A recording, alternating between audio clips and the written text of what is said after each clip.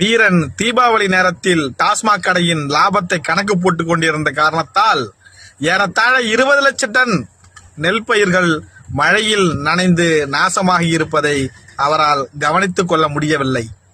ஒவ்வொரு ஆட்சியிலும் இதே மழை நீர் வந்துகிட்டு தான் இருக்கு. இதே மாதிரி நெற்பயிர்கள் நாசமாகிட்டு தான் இருக்கிறாங்க.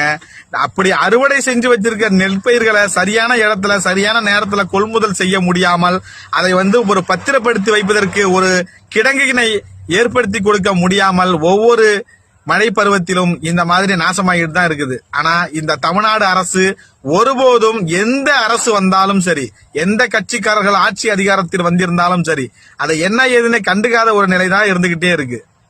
ஒவ்வொரு முறையும் மழை வந்து கொண்டுதான் இருக்கிறது. எந்த ஆட்சியாளர்கள் அதிகாரத்தில் வந்தாலும் சரி, ஏறத்தாழ 60 ஆண்டு காலமாக இந்த நிலை மாறி மாறி ஏற்பட்டு கொண்டுதான் இருக்கிறதே தவிர நிரந்தரமான தீர்வு ஒருபோதும் நம்மளுக்கு கிடைக்க போவதில்லை. கிடைக்கிறதுக்கான சாத்தியக்கூறுகளும் இல்லை. ஏனென்றால் இந்த மழைநீர் தேங்கும் பகுதிகளை முழுவதுமாக சீரமைத்து விட்டால் அடுத்தது அவர்கள் செய்வதற்கு அரசியல் கிடையாது என்பதற்காகவே நம்மை வருடம் உணவு அளித்தோம், தண்ணீர் கொடுத்தோம், பெட்ஷீட் கொடுத்தோம், பிரெட் கொடுத்தோம், பால் கொடுத்தோம். நம்மள அப்படியே ஒரு மையப்படுத்தி வச்சுக்கிட்டே இருக்கிறாங்க. அந்த பிரெட் பால் பழம் வாங்குறதுக்கு துப்பு இல்லாமலாம் இருக்கிறோம். இத்தனை வருஷமா சம்பாரிச்சு இந்த மழை பருவத்துல கூட நம்மள சாப்பாட்டை நம்மளால கவனிச்சுக்க முடியாத ஒரு துப்புக்கட்ட வாழ்க்கையை நம்ம வாழ்ந்துகிட்டு இருக்கிறோம்.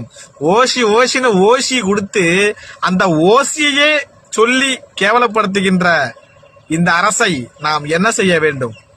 இந்த அரசுன்னு மட்டும் இல்ல, இதுக்கு முன்னாடி ஆட்சி செஞ்ச எல்லா ஒட்டுமொத்த அரசையும் தான் சொல்றேன். அந்த அரசுகளை அப்படியே ஓரம் தள்ளிட்டு புதிதாக ஒரு ஆட்சி மாற்றத்தை கொண்டு வரணும்.